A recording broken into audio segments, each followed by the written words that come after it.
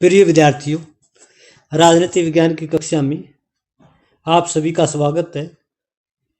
आज के video lecture में हम एक बहुत ही महत्वपूर्ण, रोचक एवं प्रासंगिक विषय का अध्ययन करेंगे। आज के अध्ययन का विषय है राजनीतिक सिद्धांत से संबंधित।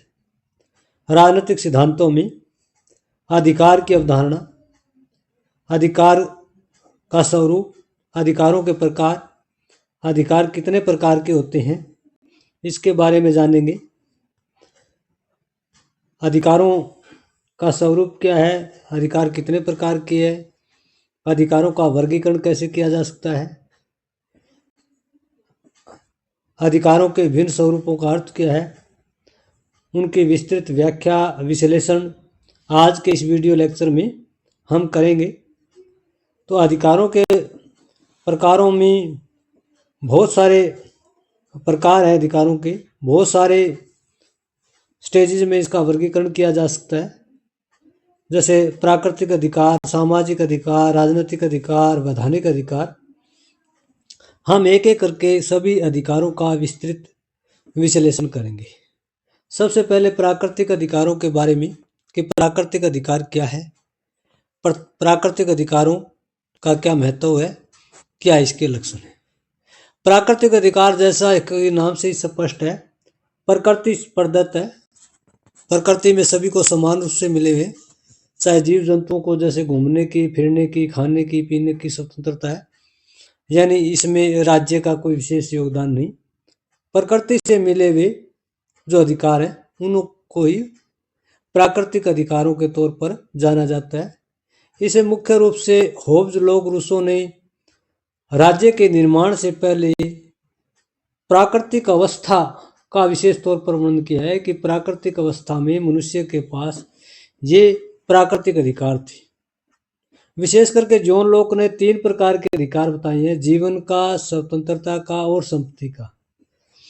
जॉन लॉक कहते हैं कि प्राकृतिक अवस्था में राज्य के निर्माण से पहले ये अधिकार मनुष्यों को प्राप्त थे। वर्तमान समय में मानव व्यक्तित्व के विकास में इन अधिकारों का बहुत बड़ा महत्व है। टी.एच. ग्रीन ने भी कहा है कि व्यक्ति की नैतिक उन्नति और उसके पूर्ण विकास के लिए प्राकृतिक अधिकार बहुत जरूरी है। दूसरा महत्वपूर्ण अधिकार है वैधानिक अधिकार। वैधानिक अधिकार किसे कहेंगे? विधि द्वारा, विधान द्वारा, कानून द्वारा, नियम द्वारा, संविधान द्वारा जो अधिकार प्रदान किए जाते हैं उन्हें वैधानिक अधिकार कहते हैं। कानून द्वारा जिनको मान्यता प्राप्त होती है, राज्य द्वारा जिनको संरक्षण प्रदान किया जाता है, ऐसे अधिकारों को वैधानिक अधिकार कहते हैं। इसमें जो है मुख्य तौर पर नागरिक अधिकार। नागरिक अधिकार क्या है? एक वैधानिक अधिकार है। विधि के द्वारा, कानून के द्वारा, नियमों के द्वारा वो अधिकार नागरिकों को प्रदान किए गए हैं। देश का नागरिक होने के नाते नागरिकों के सर्वांगीण विकास के लिए जो अधिकार प्रदान किए गए उन्हें नागरिक अधिकार कहते हैं। ये अधिकार विदेशियों को प्राप्त नहीं होते, जैसे सभा, समुदाय, संगठन के निर्माण की स्वतंत्रता है, विचार प्रकट करने की स्वतंत्रता है, लेकिन सशस्त्र एकत्रित नहीं हो सकते विदेशी लोग। इन पर इकट्ठा होने पर प्रतिबंध लगाया गया है, जबकि देश के नागरिकों पर प्रतिबंध नहीं है। तो एक महत्वपूर्ण जो है वैधानिक अधिकार है। व्यक्तिगत स्वतंत्रता का अधिकार, यानी ये भी अधिकारों का एक मुख्य प्रकार है कि प्रत्येक व्यक्ति को व्यक्तिगत स्वतंत्रता का अधिकार दिया गया है। स्वतंत्र रूप से जीवन यापन का अधिकार दिया गया है। राज्य संवैधानिक व्यवस्थाओं का उल्लंघन करके यह अधिकार भंग नहीं कर सकता। जैसे भारतीय संविधान के आर्टिकल 21 में जीवन और दैहिक स्वतंत्रता का अधिकार दिया गया है। कोई व्यक्ति क्या खाता है, क्या पीता है, कैसा पहनावा है, आचार विचार की, इसको लेकर के राज्य द्वारा अनावश्यक प्रतिबंध नहीं लगाए जा सकते। धार्मिक स्वतंत्रता का अधिकार भी वैधानिक अधिकार है। राज्य के संविधान में, नियमों में, व्यवस्थाओं में धर्म के मामले में नागरिकों को जो स्वतंत्रता दी गई है धर्म अपनाने की, धर्म विशेष की पूजा पत्ती करने की, वो धार्मिक स्वतंत्रता का अधिकार है। राज्य धार्मिक मामलों में किसी प्रकार का हस्तक्षेप नहीं करता। भारत में अधिकार अनुच्छेद 25 से 28 तक दिया गया है कि भारत का कोई भी नागरिक किसी धर्म को अपना सकता है, किसी धर्म विशेष की पूजा पद्धति को अपना सकता है। धार्मिक संस्थाओं में धर्म के नाम पर चंदा देने के लिए मजबूर नहीं किया जा सकता। सरकारी और सरकारी सहायता प्राप्त संस्थानों में धार्मिक शिक्षा प्रदान नहीं की जा सकती। तो ये मौलिक जो अधिकार है धार्मिक स्वतंत्रता का, ये वैधानिक अधिकार में विचार प्रकट करने का अधिकार, भारत में ही नहीं विदेशों में प्रत्येक व्यक्ति को अपने विचार प्रकट करने का अधिकार है, भाषण प्रकट करने का अधिकार है। लिखित रूप में या मौखिक रूप में कोई व्यक्ति अपने विचार प्रकट कर सकता है। ये अधिकार भारतीय संविधान में अनुच्छेद 19 में प्रदान किया गया है। प्रेस की स्वतंत्रता, प्रेस की स्वतंत्रता भी एक प्रकार का वैधानिक अधिकार, कानून के द्वारा कोई भी नागरिक, किसी भी देश का नागरिक हो, समाचार पत्र पत्रिकाओं के माध्यम से, चाहे वो डिजिटल मीडिया हो, प्रिंट मीडिया हो, हर जगह अपने विचार प्रकट करने, अपनी भावनाएं प्रकट करने या सरकार की आलोचना या विभिन्न प्रकार के संगठनों जो जन विरोधी हैं उनकी आलोचना करने का भी अधिकार, संघ व एकत्रित होने का अधिकार, ये भी एक जो है वैधानिक अधिकारों में कोई भी नागरिक जो है किसी सभा का निर्माण कर सकता है, समुदाय का निर्माण कर सकता है, संगठन का निर्माण कर सकता है। शांतिपूर्ण एकत्रित होने का अधिकार दिया गया है। तो ये अधिकारों का एक महत्वपूर्ण स्वरूप है। घूमने व निवास करने का अधिकार, प्रत्येक व्यक्ति को किसी भी राज्य में देश के एक भूभाग से दूसरे भूभाग में घूमने फिरने और कहीं भी निवास करने की स्वतंत्रता है। भारत में ये प्रत्येक नागरिक को दिया गया है, लेकिन आर्टिकल 19(2) से 19(6) तक प्रतिबंध भी लगाए गए हैं। सार्वजनिक व्यवस्था के आधार पर, सदाचार के आधार पर, नैतिकता के आधार पर, देश की सुरक्षा, राष्ट्र की एकता अखंडता, जनजातीय क्षेत्रों के आधार पर ये जो अधिकार है ये प्रतिबंधित भी किए जा सकते हैं। उद्योग धंधों की स्वतंत्र रूप से अपनाने का अधिकार है। कोई भी व्यक्ति किसी प्रकार का उद्योग धंधा, किसी प्रकार का अपनी आजीविका को चलाने के लिए व्यवसाय कर सकता है, उस पर राज्य अनावश्यक प्रतिबंध नहीं लगाएगा। अधिकारों का एक स्वरूप है सामाजिक अधिकार। समाज का सदस्य होने के नाते कौन कौन से अधिकार है और जिसे समाज मान्यता देता है उन्हें हम सामाजिक अधिकार कहते हैं। जैसे समानता का अधिकार है। समानता का अधिकार क्या है कि किसी भी नागरिक को धर्म, जाति, भाषा, क्षेत्र, लिंग, वंश, गोत्र के आधार पर भेदभाव नहीं किया जा सकता। समानता का अधिकार है। भारत में इस अधिकार आर्टिकल 14 से 18 तक 5 प्रकार के अधिकार दिए गए हैं। कानून के समक्ष समानता का अधिकार दिया गया है। भेदभाव का निषेध किया गया आर्टिकल 15 में। 16 में अवसर की समानता का अधिकार दिया गया है। 17 में छुआछूत का अंत किया गया है। 18 में उपाधियों का अंत किया गया है, जैसे राव साहब, खान साहब, राय बहादुर इत्यादि जो ब्रिटिश सरकार में उपाधियां दी जाती थी उनका अंत किया गया है।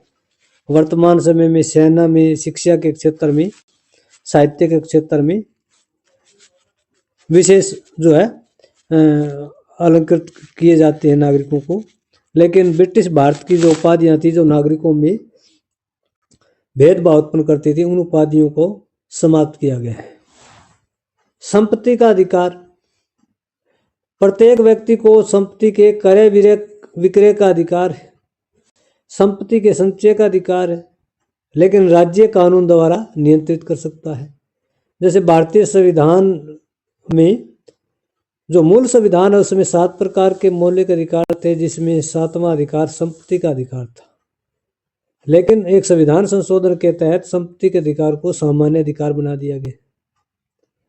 शिक्षा का अधिकार, प्रत्येक व्यक्ति को, प्रत्येक नागरिक को राज्य में शिक्षा प्राप्त करने, शैक्षणिक संस्थाओं की स्थापना करने, सार्वजनिक सेवाओं में अवसर प्राप्त करने, प्राथमिक कक्षा तक निःशुल्क शिक्षा प्राप्त करने का अधिकार है।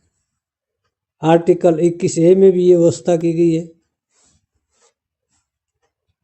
राजनीतिक अधिकार, राजनीतिक अधिकार जो राजनीतिक गतिविधियों से जुड़े हुए हैं। राजनीतिक अधिकार क्या है कि प्रत्येक व्यक्ति को राजनीतिक गतिविधियों, क्रियाकलापों और प्रक्रियाओं में भाग लेने का अधिकार है। जैसे मत का अधिकार, प्रत्येक भारतीय नागरिक जिसकी आयु 18 वर्ष है उसे मत डालने का अधिकार है। प्रत्यक्ष लोकतंत्र हो या अप्रत्यक्ष लोकतंत्र, चुनाव पारदर्शी, निष्पक्ष और स्वतंत्र बनाए रखने के लिए मताधिकार का बहुत बड़ा महत्व है। और ये मताधिकार बिना किसी भेदभाव के सभी नागरिकों को उपलब्ध करवाए गए हैं। चुनाव लड़ने का अधिकार है, ये भी राजनीतिक अधिकार है। कोई व्यक्ति पंचायत का चुनाव लड़ सकता है, नगर पालिका, नगर निगम का चुनाव लड़ सकता है, विधानसभा का चुनाव लड़ सकता है, लोकसभा का चुनाव लड़ सकता है, राष्ट्रपति उपराष्ट्रपति का चुनाव लड़ सकता है। उसके लिए एक निश्चित आयु जरूर पूरी करनी पड़ती है। जैसे पंचायत के लिए 21 वर्ष है, विधानसभा 25 वर्ष है, लोकसभा 25 वर्ष है, राष्ट्रपति उपराष्ट्रपति 35 वर्ष है, विधान परिषद और राज्यसभा के लिए 30 वर्ष है। सार्वजनिक पद ग्रहण करने का अधिकार है। प्रत्येक नागरिक को पंचायत चुनाव के दौरान एमएलए का चुनाव लड़ करके जीत करके, एमएलसी का चुनाव जीतकर, एमपी का चुनाव जीतकर, प्रेसिडेंट वाइस प्रेसिडेंट का चुनाव जीत करके MLA, MP, MLC, president, vice president, केंद्रीय मंत्री, प्रधानमंत्री के पद, जो सार्वजनिक पद है, उसको ग्रहण करने का अधिकार है। यह भी अधिकारों का एक स्वरूप है। शासन की आलोचना करने का अधिकार है, ये भी राजनीतिक अधिकार है। ये भी भारत जैसे देश में जहाँ जहाँ लोकतांत्रिक व्यवस्थाएं हैं विश्व में, वहाँ सभी नागरिकों को शासन की आलोचना करने का अधिकार दिया गया है। अगर शासन जन विरोधी निर्णय लेता है, संविधान विरोधी निर्णय लेता है, राजनीतिक परंपराओं प्रथाओं का उल्लंघन किया जाता है सरकार द्वारा, तो उन निर्णयों की आलोचना की जाती है। आर्थिक अधिकार, यानी आर्थिक जरूरतों को पूरा करने के लिए जो अधिकार प्रदान किए जाते हैं उन्हें आर्थिक अधिकार कहते हैं। जैसे कार्य करने का अधिकार, प्रत्येक व्यक्ति को कार्य का अधिकार है, उसे कार्य प्राप्त होना चाहिए। और उसके लिए जो है, जैसे भारत जैसे देश में जहाँ है कुशल मजदूर ज़्यादा है, उनके लिए मनरेगा की व्यवस्था की गई है। साल में 100 दिन के रोजगार गारंटी कार्यक्रम की व्यवस्था की गई है। शिक्षित बेरोजगार है, उनके लिए बेरोजगारी भत्ते की व्यवस्था की गई है। जो व्यक्ति कार्य करते हैं, कार्य के दौरान जो है विशेष प्रकार का विश्राम जो है, जैसे साप्ताहिक विश्राम, मासिक विश्राम का अधिकार प्रदान किया गया है। आर्थिक सुरक्षा का अधिकार दिया गया है, यानी जो व्यक्ति दिव्यांग है, निर्धन है, बेरोजगार है, बुजुर्ग है या अनाथ है, उनके लिए विशेष प्रकार से आर्थिक सुरक्षा दी गई है। जैसे बुढ़ापा पेंशन है, दिव्यांग के लिए पेंशन है, और दूसरी जो समाज के जो कमज़ोर वर्ग हैं या कोई नागरिक जो है किसी प्रकार से शारीरिक मानसिक रूप से वंचित है या किसी प्रकार की चुनौतियों का सामना कर रहा है, उसके लिए सरकार की ओर से विशेष प्रकार से आर्थिक सुविधाएं प्रदान की जाती है। अधिकारों का एक स्वरूप मौलिक अधिकार है, यानी मौलिक अधिकार वे अधिकार है जिनके बिना व्यक्ति का सर्वांगीण विकास नहीं हो सकता। किसी व्यक्ति के, नागरिक के सर्वांगीण विकास के लिए इन अधिकारों का होना बहुत जरूरी है। जैसे कि भारतीय संविधान में आर्टिकल 14 से 32 तक 6 प्रकार के मौलिक अधिकार प्रदान किए गए। समानता का अधिकार, स्वतंत्रता का अधिकार, धार्मिक स्वतंत्रता का अधिकार, शोषण के विरुद्ध अधिकार, सांस्कृतिक व शैक्षणिक अधिकार, और छठा अधिकार है संवैधानिक उपचारों का अधिकार। तो ये अधिकार मौलिक अधिकार और व्यक्ति के भारत में नागरिकों के सर्वांगीण विकास के लिए बहुत आवश्यक है। तो आज का हमारा जो टॉपिक था अधिकारों के प्रकारों से था कि अधिकारों का स्वरूप क्या है, अधिकारों का हम वर्गीकरण कैसे कर सकते हैं, जिसमें हमें विभिन्न प्रकार के अधिकारों के बारे में विस्तृत डिस्कस किया। जैसे प्राकृतिक अधिकार है, सामाजिक अधिकार है, आर्थिक अधिकार है, राजनीतिक अधिकार है, वैधानिक अधिकार है, प्राकृतिक अधिकार है। इन सभी अधिकारों का हमने जो है डिस्कशन किया। तो अधिकारों के स्वरूप, अधिकारों के विभिन्न प्रकारों से संबंधित आज का ये वीडियो लेक्चर आपको कैसे लगा, कमेंट करके ज़रूर बताइएगा। धन्यवाद।